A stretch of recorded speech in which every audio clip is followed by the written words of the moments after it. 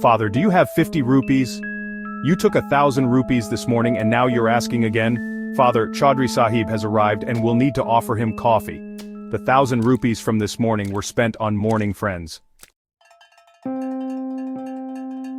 The old man reached into his pocket, counted out 10 50-rupee notes, and then gave a long prayer. We stepped outside. The coffee shop was just a short walk from home. On the way, I asked my friend, "Do you still ask your father for money?" Absolutely. I ask my father for money several times a day, sometimes 50 rupees, sometimes 100. If an esteemed guest like you comes, I might take 500 or even 1,000.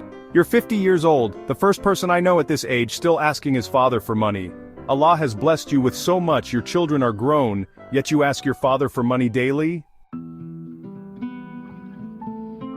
Tell me, we have two hands, one below, which we call the receiving hand, and one above, which we call the giving hand. Which one is superior?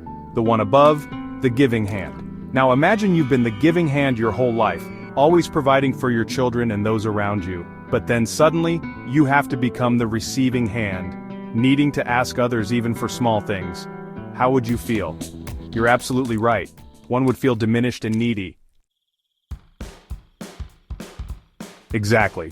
My father was always the giving hand his entire life. We asked him for everything: shoes, clothes, money for guests. He was our sole source of income until we became financially independent, and his sources diminished. My father never asked anyone for anything his entire life. I saw he wouldn't even ask me. His pocket was empty month after month, his shoes and clothes worn out. If he needed medicine, he'd remain silent. Initially I was angry, thinking parents have a right to their children's wealth, but I didn't realize that the giving hand can't easily become the receiving one. It's a painful transition. My father felt like a burden, and gradually confined himself to his room. I thought it was just old age. He was 75, often unwell, becoming less active. But then, something strange happened to me. My 17-year-old son suddenly stopped asking me for money. I found out he was earning well from online work alongside his studies and was even giving money to his mother and sisters. Believe me, it felt bad, and I felt unnecessary and burdensome. Then I understood the pain my father felt when the giving hand becomes the receiving one.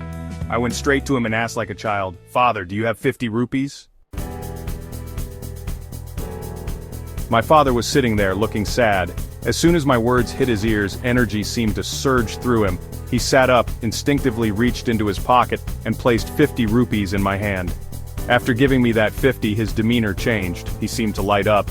Since that day, I've asked him for money once or twice daily. I also seek his permission before going out. He initially objects, complains about the situation, advises caution, and then lets me go. This has improved our relationship and he's happier. But how do you give money to your father since he has no income?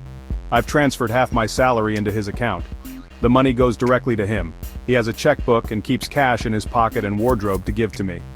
I've also put him in charge of buying vegetables and fruits. The servants take money from him, and he feels useful. Milk and meat are his duties too. He buys the milk himself, pays the milkman, and has direct contact with the butcher, who informs him when there's good meat. You realized this truth when your son became independent and you felt like the receiving hand. Nods.